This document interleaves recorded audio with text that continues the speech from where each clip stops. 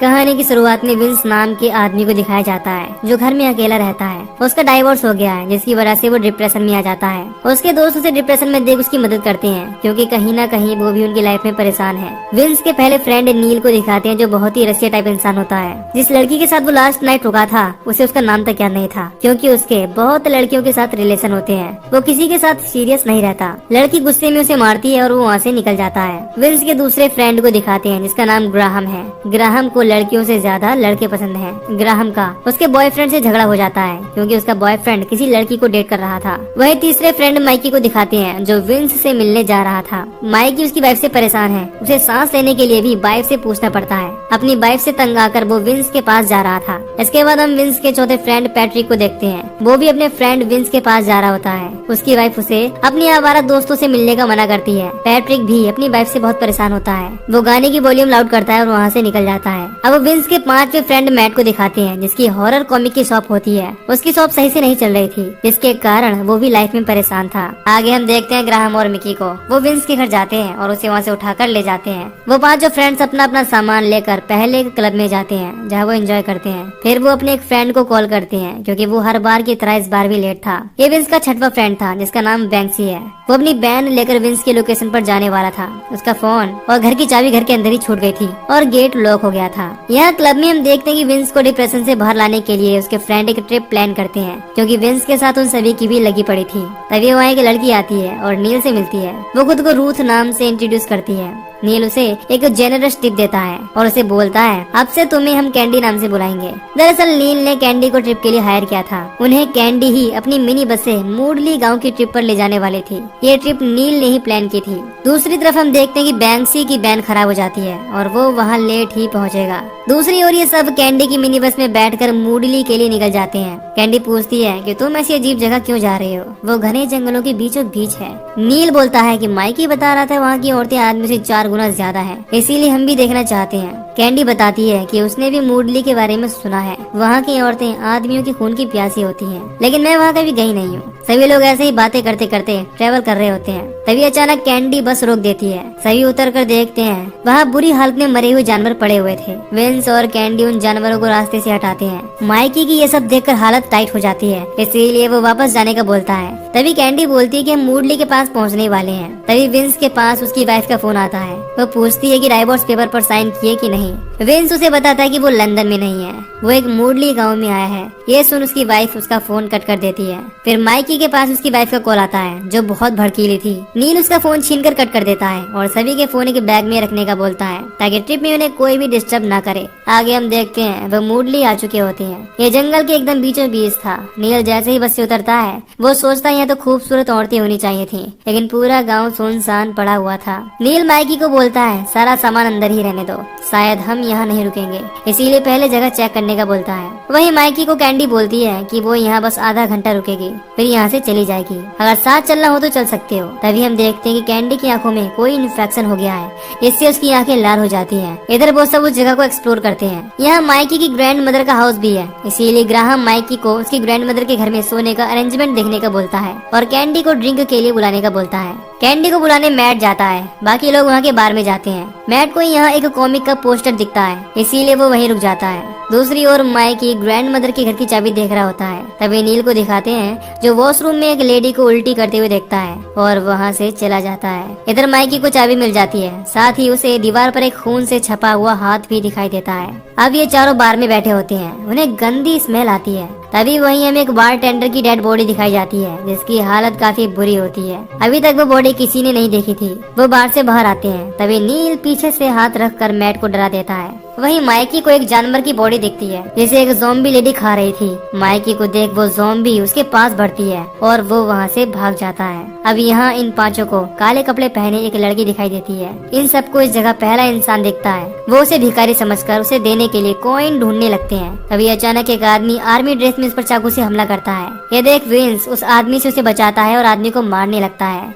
बाकी सभी उसे मारने लगते हैं। आर्मी वाला उनसे फाइट करते हुए कुछ बोलना चाहता है लेकिन कोई नहीं सुनता। तभी नील पर वो काले कपड़े वाली चाकू से हमला कर देती है। सभी लोग उसे देख आर्मी वाले को मारना बंद करते हैं। वो इन सब पर अटैक करती है कि तभी माइकी वहाँ आकर उसके सर पर वार कर देता है। वो डरावनी शक्ल की एक ज़ॉम्बी लेडी थी। माइकी बताता है कि ऐसी ही लेडी उसने भी देखी है। इसके बाद हम देखते हैं कि वहाँ बहुत सारी लेडी ज़ॉम्बी आने लगती हैं। वो सभी आर्मी वाले को लेकर वहाँ से भागते हैं। वो बस में जैसे ही पहुँचते हैं तो देखते हैं कि कैंडी भी उन्हीं ज़ॉम्बीज की तरह इन्फेक्टेड है, यानी कि उन्हीं लेडी ज़ॉम्बीज की तरह। इसीलिए उन्हें यहाँ से भी भागना पड़ता है। अब वो सब एक जगह जाकर रुकते हैं जहाँ एक आर्मी वाला बुरी हालत में होता है। ज़ॉम्बी ने उसे बुरी तरह खा लिया था। माइकी उसकी गन ले लेता है। वो आर्मी वाला उन्हें कुछ बता रहा होता है कि तभी वहाँ खूंखार लेडी ज़ॉम्बी आकर उसके सर पर कुल्हाड़ी मार देती है और ये देख सबकी फट जाती है। वो उनसे बचकर भागने लगते हैं। इसके बाद ज़ॉम्बी उन पर अटैक करते हैं। उनके हाथ में जो आता है वो ज़ॉम्बी पर फेंक कर मार देते हैं और फिर माइकी की ग्रैंड मदर के घर में घुस जाते हैं। वहाँ उन्हें एक लैंडलाइन फोन मिलता है, लेकिन वो खराब था। ये देख माइकी नील पर गुस्सा करता है क्योंकि नील ने सबके फोन एक बैग में डलवा दिए थे।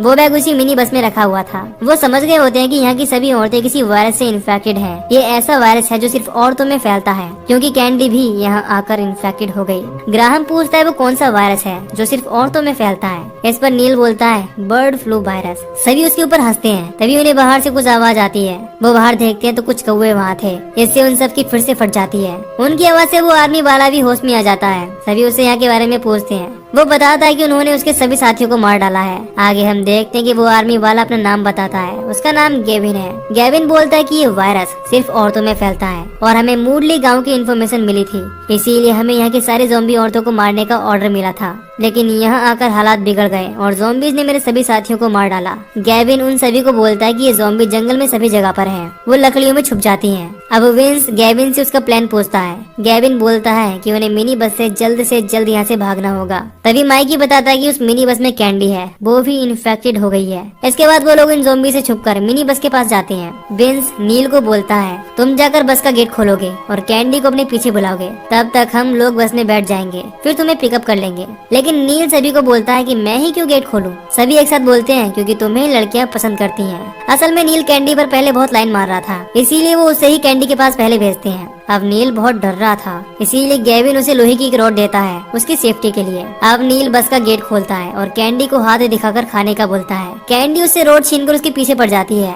अब यहाँ ये सब लोग बस में घुस जाते हैं। जैसे ही बस चालू करते हैं तभी देखते हैं कि बस में ज़ॉम्बी पहले से ही थे। सभी डरते हुए वापस बस से बाहर निकल जाते हैं। ज़ॉम्बी पैट्रिक की बेल्ट पकड़ लेती है और वो वहीं गिर जाता है, पर किस्मत से वो ज़ॉम्बी की कुल्हाड़ी से बच जाता है। अब पैट्रिक मोबाइल वाला बैग वहाँ लगे बिलबोर्ड पर फेंक कर उस पर चढ़ रहा होता है। इसी बीच पैट्रिक के पैर पर वो ज़ॉम्बी कुल्हाड़ी मार देती है। पैट्रिक उस पर चढ़ जाता है। वही दूसरी ओर वो लोग भी छुपने की जगह देखते हैं। वहाँ और भी लेडी ज़ॉम्बीज आ जाती हैं। इसके बाद वो ज़ॉम्बीज उन्हें घेर लेती हैं। माइकी उन ज़ॉम्बीज में से एक को पहचानता है। उसका नाम जूली होता है। जूली माइकी पर हमला कर देती है। बाकी सब इधर उधर भागने लगते हैं। यहाँ पैट्रिक फोन देखता है, लेकिन वो गलती से बॉल वाला बैग उठा लाया था। नीचे ज़ॉम्बी बिलबोर्ड को कुल्हाड़ी से तोड़ रही थी। इसके बाद हम विंस को देखते हैं। विंस मिकी को बचाता है। तभी विंस को पीछे से सर पर एक ज़ॉम्बी मार रहा था। अब पैट्रिक डंडे से बॉल को ऊपर से ही मारकर सभी ज़ॉम्बीज को मारता है। ज़ॉम्बी आपस में अपने शिकार के लिए लड़ने लगते हैं। ये देख सभी वहाँ से भाग जाते हैं। यहाँ हम देखते हैं कि उन ज़ॉम्बीज को इतना मारने के बाद भी वो जिंदा थे।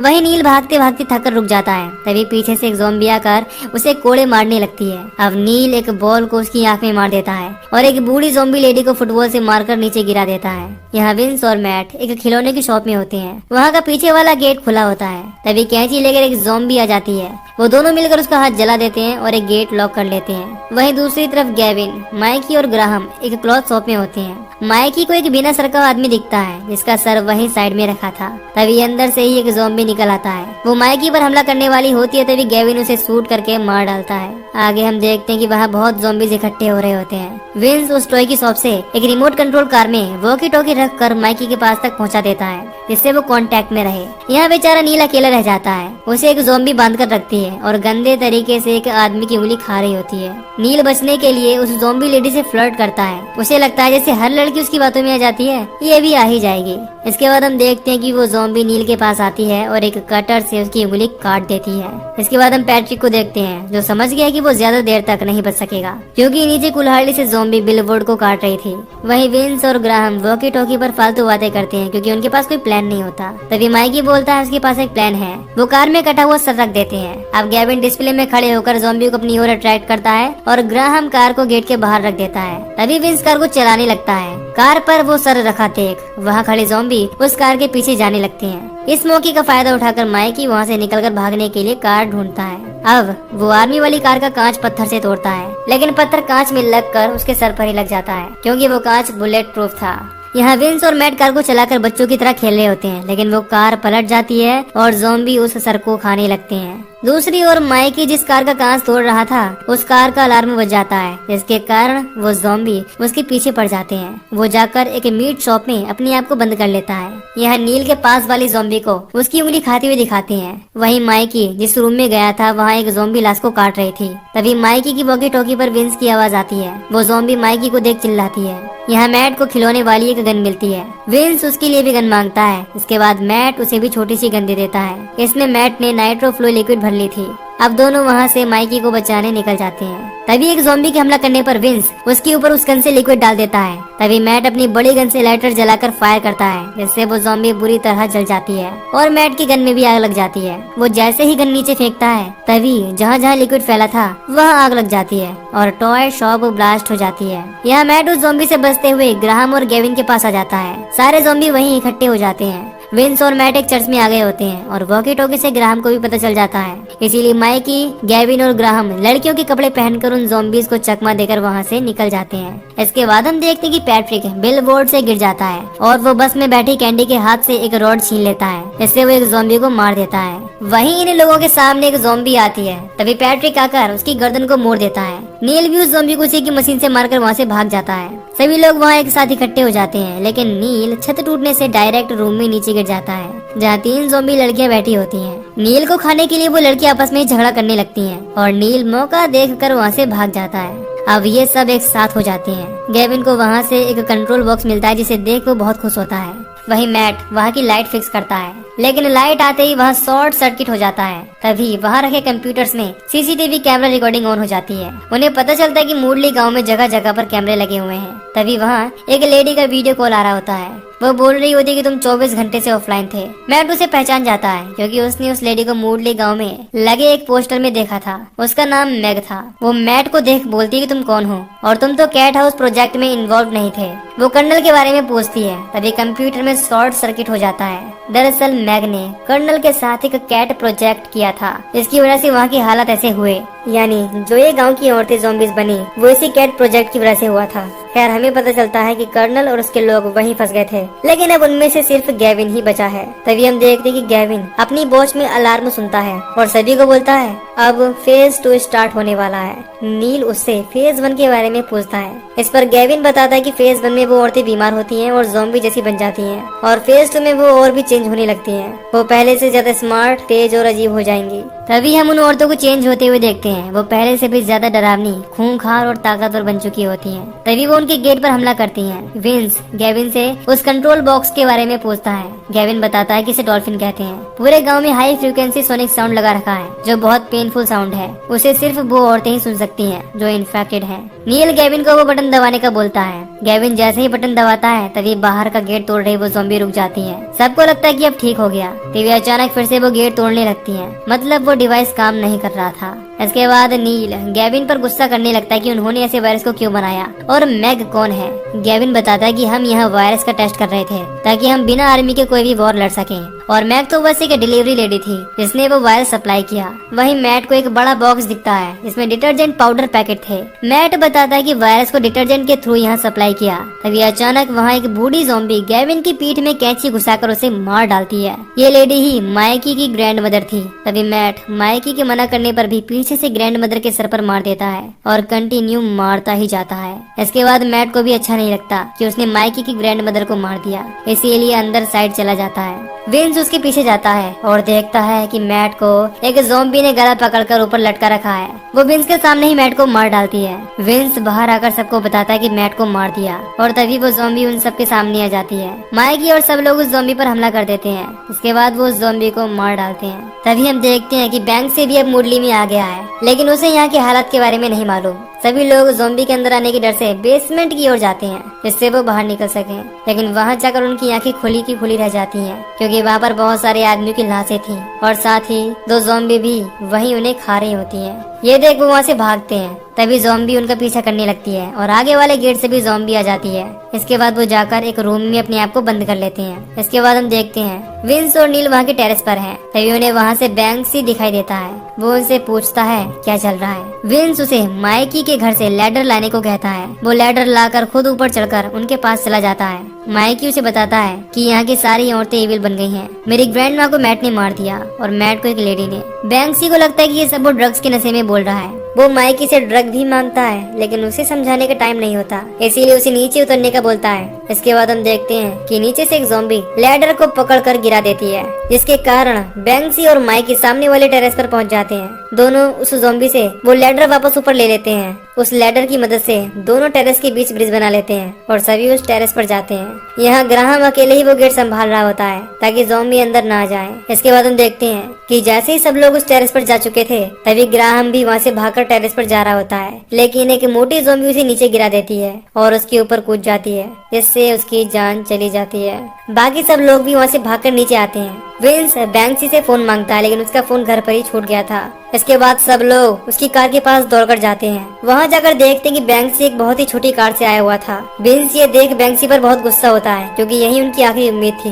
बैंक्सी बताता है कि उसकी वैन खराब हो गई थी। अब सब लोग ट्रिप को लेकर एक दूसरे से गुस्सा होने लगते हैं। तभी पैट्रिक समझाता है कि अभी हमें साथ में रहकर कुछ पॉजिटिव सोचना चाहिए क्योंकि मुझे यहाँ नहीं मरना। तभी हम देखते हैं कि एक ज़ॉम्बी बुरी तरह से पैट्रिक को मार डालती है। सभी लोग डरकर वहाँ से भाग जाते हैं। वो सभी उस मिनी बस में जाते हैं। नील और विंस कैंडी को पकड़कर रखते हैं। तभी एक ज़ॉम्बी आकर बैंक्सी को चाकू मार देती है। विंस को बहुत गुस्सा आता है क्योंकि उसके फ्रेंड्स की जान चली गई थी। अब नील विंस को बस में ले जाता है। ये तीनों ही बचे थे। विंस बस स्टार्ट करने से पहले अपनी वाइफ का फोटो जलाता है क्योंकि वो डाइवोर्स को लेकर कुछ ज्यादा ही सोच रहा था, पर अब उसे समझ आ गया था कि उसे हैप्पी रहना चाहिए। आगे हम देखते हैं कि विंस बस चलाकर वहाँ से निकलता है और जो रास्ते में आता है उसे उड़ाता हुआ आगे बढ़ता है। तभी ग्राहम की आवाज नील के पास रखे वॉकी टॉकी पर सुनाई देती है। ग्राहम अभी जिंदा था। नील को ग्राहम बताता है कि वो उसी जगह है जहाँ वो गिरा था। तभी वो उसे लेने वापस मूडली जाते हैं। वहाँ पहुँचते ही बस की हालत खराब हो जाती है। आगे हम देखते हैं कि वो तीनों अपने फ्रेंड को बचाने के लिए उनके पास जा रही बहुत सारे ज़ॉम्बी लेडी से लड़ने के लिए तैयार हो जाते हैं। जैसे ही वो तीनों उसके पास जाते हैं वो ज़ॉम्बी अचानक से फ्रीज हो जाते हैं। दरअसल ग्राहम के पास वो डॉल्फिन डिवाइस होता है। इसके बटन को दबाने से हाई फ्रीक्वेंसी साउंड आता है, लेकिन उसके मेन स्विच की केबल निकली हुई थी जिसे ग्राहम ने जोड़ दिया था। इसके बाद ग्राहम वो रिमोट नील को दे देता है। नील जैसे ही उस रिमोट को ठोकता है वो औरतें आगे बढ़ने लगती हैं। वो फिर रिमोट को ठोकता है और साउंड तेज होने की वजह से वो वहीं फ्रीज हो जाती हैं। चारों बहुत हंसते हैं इन रिमोट कंट्रोल्ड औरतों को देखकर। नील उनके पास जाकर बार बार बटन को ऑन ऑफ कर देता है और उनसे मजे लेता है। इसके बाद नील रिमोट को फेंक देता है जिसके कारण रिमोट का बटन दब जाता है। तभी वो सारी औरतें उनके पीछे पड़ जाती हैं। वो हंसते हुए ग्राहम को एक शॉपिंग ट्रॉली में बिठाकर भाग जाते हैं और इसी के साथ ही मूवी यहीं पर खत्म हो जाती है। तो दोस्तों अगर आपको इस मूवी की एक्सप्लेनेशन पसंद आई हो तो वीडियो को लाइक और चैनल को सब्सक्राइब कर दीजिए। ताकि मैं मिलूंगा आपसे न्यू वीडियो में। Till then take care, love you, bye.